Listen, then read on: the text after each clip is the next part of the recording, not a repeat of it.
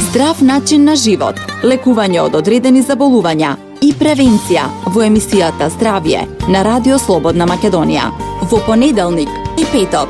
Вклучете се на 3131 332 или поставете прашање на мејл адресата zdravje@rsma.mk. Не пропуштајте. Контактна емисија Здравје на Радио Слободна Македонија. Добро утро, почитувани слушатели. Јас сум Александар Динев, а вие слушате емисијата Здравје на Радио Слободна Македонија.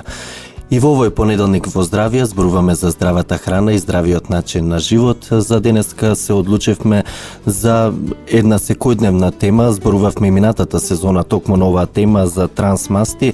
Меѓутоа, за оваа тема има се повеќе причина секој ден да зборуваме, бидејќи навистина многу се штетни. И овој понеделник со мене во студиото е мојот соработник и колега доктор Александар Митов, магистар по здравствена екологија и влијанија на животната средина врз здравјето. Доктор Митов, добро утро и ви благодарам што и овој понеделник сте со нас во Здравје. Добро утро, ви благодарам за поканата. Ја слушнавме најавата трансмасти, значајна тема, битна за здравјето, односно трансмастите секојдневно ги внесуваме, но навистина штетно влијаат по здравјето и може да предизвикат сериозни последици по здравјето на луѓето. На почетокот да им доловиме поблиску на слушателите што всушност представуваат трансмастите. Станува збор за група на незаситени масти, кои што речиси да не се среќаваат во природата, значи на природен начин речиси воопшто да ги нема. Тоа е можеби еден од основните проблеми зошто нашето тело така збунето реагира на нив и зошто толку несакани ефекти имаат низ цел организам. Значи станува збор за нешто што воопшто не било присутно во процесот на еволуција додека нашите тела се развивале. И од тука делува збунувачки на цел метаболизам. Истите настануваат со делумно хидрогенирање на растителните масти, значи и се променуваат мастите на тој начин што може да се стврднат на собна температура. Значи растителните масти со цел да добијат таква карактеристика да бидат стврднати на собна температура, затоа се прави тој процес на хидрогенирање и претварање во трансмасти. Станува збор, треба да се нагласи уште на самиот почеток на чисто индустријски процес и правење на ваквата промена исклучиво заради индустријски причини, за производство на храна, бидејќи се нашло дека е сходно доколку растителните масти се стврднуваат на нормална температура. Може ли да наброиме пример конкретно за да биде уште појасно? Ете така, маргаринот, пред се мислам на него. Тоа е основната субстанција која што најмногу содржи трансмасти. А секојдневно го внесуваме за жал, во исхраната го користиме. И од сите масти, јас би проширил не само од мастите, туку општо земено од сите материи кои што се внесуваат на секојдневна основа во нашиот организам. Трансмастите се убедливо најлошите, најтоксичните, најотровните, така да речам, материи кои што го уништуваат нашето тело и кои што имаат сериозни насакани ефекти. Зошто се штетни и отровни? Значи, на што влијаат, така, што предизвикуваат, каде е нивната штетност? Го атакуваат цел организам. Значи, го збунуваат организмот на секое можно ниво. Дури во Данска се правени одредени проценки врз основа на кои што се цени дека можеби речиси до 50% од сите случаеви на срцеви удари, нели, како што буквално на срцеви удари, кардиоваскуларни заболувања, еве да речеме запушување на крвните садови, дека дури половина од овие случаи можно е да се должат токму на секојдневната употреба на трансмастите. Или сега конкретно ако земеме да анализираме, тие прават се обратно во нашиот организам од тоа што треба да се случува. Лошиот холестерол го покачуваат. Добриот холестерол го намалуваат. Така да ги зголемуваат триглицеридите. Значи комплетно ја рушат сликата, крвната слика која што, нели, кога одиме на лекар, кога ја правиме таа основна крвна слика, трансмастите комплетно ја носат во погрешен правец. И уште нешто, тие предизвикуваат еден процес на сеопшто воспаление во нашето тело, во нашиот организам. Така да има многу несакани ефекти и тие во голем дел веќе се докажани. Така, еве, Можеме може да кажете конкретно и по друг пример? да продолжиме на пример и по системи, односно по конкретни органи. На кои органи најчесто лошо влијаат овие трансмасти? Крвните садови се првите кои што се атакувани од трансмастите. Значи, создавањето на така наречени плаки во артериите, или всушност тоа е процесот на запушување на крвните садови, на запушување на артериите, кој што подоцна нели може да доведе до срцев или мозочен удар. Токму тука се смета дека почетокот на тој процес на создавањето на плаките во артериите се должи на меѓу другите фактори, но во значаен дел се должи на присуството на трансмастите. Тоа е прво. Второ, најдено е дека колку повеќе се присутни во нашето тело, толку повеќе има склоност кон развој на рак, на канцер. Тоа е второ. Трето, го намалуваат капацитетот на нашето тело да одговори на инсулин. Односно, тоа води кон така наречена отпорност или резистентност кон инсулин, а тоа всушност е тип 2 диабетес. Значи, евија третата болест која што можеме да очекуваме дека ризикот расте заради секојдневниот внес на трансмастите. Тоа се веќе ги кажавме најчестите причини за смртност. Така, но првенствено би рекол дека всушност со самото внесување на трансмастите се добива хипертензија, односно покачен крвен притисок. Така е. Така е. Кој индиректно или директно придонесува за сите други, за кардиоваскуларните предсе. Така. Потоа, кога се консумира, многу често кога се консумираат во големи количини трансмастите од бремени жени, најдени се во научни студии, најдени се корелации или врски кои што кажуваат дека паѓа родилната тежина на бебињата. Доколку мајката користи многу трансмасти. Доколку дои, тогаш е најдено дека опаѓа квалитетот на млекото.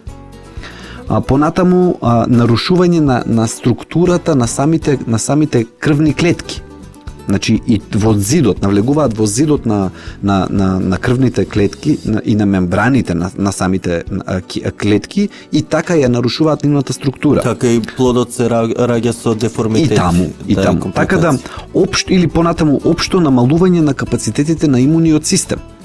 Значи на одбраната на организмот. Како што гледаме, станува збор за една голема палета. И за жал, како проаѓа време, така се повеќе и повеќе произлегуваат научни студии кои што ја зголемуваат ова и онака голема листа на несакани ефекти. Да, бидејќи секоја емисија ни е подкрепена со научни студии, може ли конкретно да ни презентирате или да ни дообјасните некоја научна студија токму заради штетноста на трансмастите во организмот? Така, нели, редовно се повикуваме на научни студии. Токму да не тоа е зборувањето на празно. Така е, и токму тоа е целта, всушност тоа е основната парадигма на медицината, дека се што го зборуваме мора да биде основано во научни студии. Так. Дека не измислуваме, дека тоа не е нечие искуство лично, туку дека се базира на огромен број на случаеви кои што сами по себе на тој начин го докажуваат ефектот за кој што зборуваме. Еве сега ќе се осврнам на една голема научна студија која што беше објавена во 2006 година во New England Journal of Medicine. Тоа е многу познат, многу влијателен, ако не медицинско научно списание кое што се смета за едно од најреномираните во цел свет.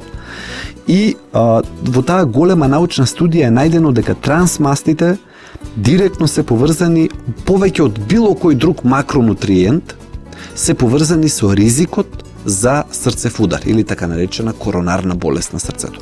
Значи дека дури правена е и пресметка која што вели дека доколку само за 2% се зголеми внесот, енергетскиот внес во телото преку трансмасти, тогаш тоа соодветствува за зголемување на ризикот од 23% за веројатноста за развој на коронарна срцева болест. Или медицински кажано инциденцата, или веројатноста дека кај човек ќе се случи срцев удар. Тоа е една огромна научна студија која што беше доста популарна во тој период и до ден денеска многу пати е цитирана. Потоа следна студија која што Така, пред да преминеме на следната студија, ќе направиме кратка пауза за реклами и ќе се вратиме со нови научни докази околу штетноста на трансмастите. Одиме со реклами. Почитувани слушатели, јас сум Александар Динев, а вие слушате емисијата Здравје на Радио Слободна Македонија и овој понеделник со мене во студиото на Радио Слободна Македонија мојот колега доктор Александар Митов, магистер по здравствена екологија и влијание на животната средина врз здравјето. Со доктор Митов денеска зборуваме за штетните последици од трансмастите. Доктор Митов, на почетокот споменавте дека главна трансмаст која ја внесуваме е маргаринот. Стигнавме до студиите кои ја покажуваат штетноста. Презентиравте доста интересна студија која за 23% ја го зголемува ризикот од срцев удар доколку во континуитет се внесуваат овие трансмасти. Има ли други покарактеристични научни студии кои ја подкрепуваат навистина тезата дека овие трансмасти кои ќе се внесат во организмот навистина би рекол предизвикуваат бомба и се ризик по здравјето на луѓето? Така, следна таква студија која што исто укажува на големиот ефект, големиот несакан ефект, штетниот ефект на трансмастите врз нашето тело, е таква која што е објавена во Холандија, кога е правена анализа за тоа како трансмастите делуваат врз крвниот притисок. Значи, дали имаат влијание врз крвниот притисок. За да може крвниот притисок во нашето тело да се регулира, односно да паѓа и да се качува по потреба, треба нашите крвни садови, пред се на артериите, мислам, да ја задржат својата моќ, својот капацитет по потреба да се прошируваат. Бидејќи кога ќе се прошират, крвниот притисок паѓа. Но, најдено е дека кога во континуитет се внесуваат трансмасти, тогаш крвните садови го губат тој капацитет за проширување. Или конкретно за 29% се намалува капацитетот кај луѓето кои што јаделе храна со висока содржина на трансмасти. Тоа е храна, еве веднаш, иако и подоцна ќе ги кажеме конкретните примери, каде најмногу ја има, но тоа е храна од типот пред се на маргарин или од храна која што е прошла низ процес на долготрајно пржење, како што се, например, компирот, например. Мислам на помфритот и чипсот.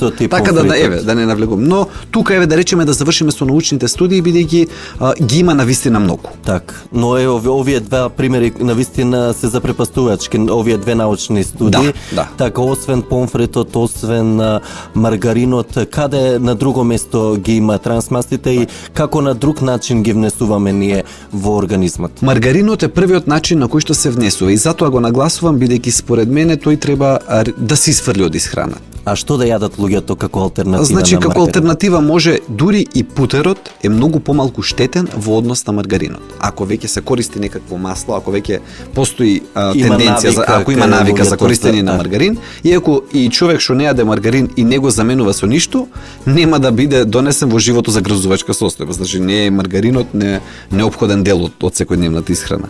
Како и да е, маргаринот е на прво место. Палминото масло е исто така многу високо. Потоа следно сите пржени производи.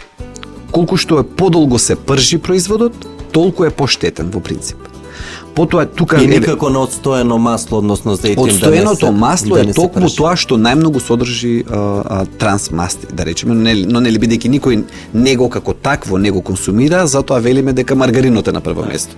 Но самото масло, одстоеното и повеќе пати користено, често во објектите за брза храна не секогаш секојдневно се менува. Тоа во тие длабоките во фритезите кога се става и тогаш е големиот проблем. Особено ако се користи па и палмино масло наместо сончогледово, и ако истото е подложно на повеќе пати да се користи во процесот на производство на храна, тогаш се создаваат страотно високи концентрации на трансмасти. Потоа сите тие кои што се избелувачи на кафе, таквите материи кои што се додаваат како екстра во кафето, кремови различни, така шлагови различни. Потоа пржени теста ги има трансмасти. До некаде да. И таму, но не толку многу, но и пржените теста, како што се, например, мекиците. Така, или пржените лепчиња. Значи, се популарен доручек. Треба да се внимава многу пржената храна, многу лимитирано да се консумира. А во некој случај не секојдневно. Така да би можеле еве кон крајот на емисијата да дадеме и некои препораки, Така е, што ќе ги советувате слушателите, бидејќи ги запрепастивме со се разбира, видете. штетноста. Јас вообичаено никогаш не настапувам да речеме драматично и не сакам да ги плашам луѓето, бидејќи не ценам дека тоа е начин на кој што човек треба да се едуцира, не преку страв, туку преку позитивен пример, дека тоа не треба да се прави и има доволно причини секој да сака да се го зачува сопственото здравје. Но трансмастите се толку опасни што треба да им се посочи на луѓето, особено кога станува збор за прашање за храна на деца. Таму особено треба да се внимава, бидејќи самите не знаат да изберат која е таа храна која нема трансмасти. Значи да ги повториме уште еднаш, сосема накратко. Како совет за крајот и препораки. Значи маргаринот и се што содржи во себе маргарини, да не го консумираат самите и особено да не го даваат на децата. Второ, длабоко пржена храна, како помфрит, како крофни или како било кои слични производи, исто така до максимум да го лимитираат, колку што може повеќе. Трето, крекери, чипс од различни видови. Потоа, готовите пуканки, но тие готови пуканки кои што се заво микробранова, бидејќи доаѓаат со една посебна течност која што всушност се трансмасти. И петто, последна голема група која што содржи енормни количества, се кремови и избелувачи на кафе. Значи тоа се овие 5 групи кои што ги кажав и пак ќе спомнам, не случајно многу земји во светот ги имаат ставено на силна регулација. Значи силно регулираат колку е дозволено. Но еве тоа е друга тема. Ќе се сврнеме на друга тема, бидејќи сега така, но не случајно земите пазат да ги нема трансмастите во исхраната. Така може регулативата во земјите и примери да зборуваме во некој од наредните емисии на здравје, чисто пример дали и Македонија што ќе предложите и во Македонија како да постапува за да го заштити здравјето на своите граѓани, односно да избегнуваат внесување на трансмасти. Ви благодарам за овие корисни информации и совети. Се надевам дека слушателите ќе почитуваат барем дел од препораките. За нивно добро. Так. Пред се. А ние со советите се грижиме за здравјето на нашите слушатели. Ви благодарам уште еднаш што и овој понеделник бевте со нас во здравје. Ви благодарам вам. Почитувани, тука и крајот на денешното издание на емисијата Здравје во продукција на Трговско радиодифузно друштво Радио Слободна Македонија. Уредник и водител на емисијата Александар Динев. Техничка реализација Далибор Зафировски. Денеска сме понеделник, 28 март 2016 година. Ви благодарам за вниманието со кое не следевте. Ви закажувам повторна средба со здравје во петок во 9 часот и 5 минути. Од мене до слушање и пријатен ден. Здрав начин на живот, лекување од одредени заболувања и превенција во емисијата Здравје на Радио Слободна Македонија. Во понеделник и петок. Вклучете се на 3131 332 или поставете прашање на мејл адресата zdravje@rsama.mk. Не пропуштајте контактна емисија Здравје на Радио Слободна Македонија.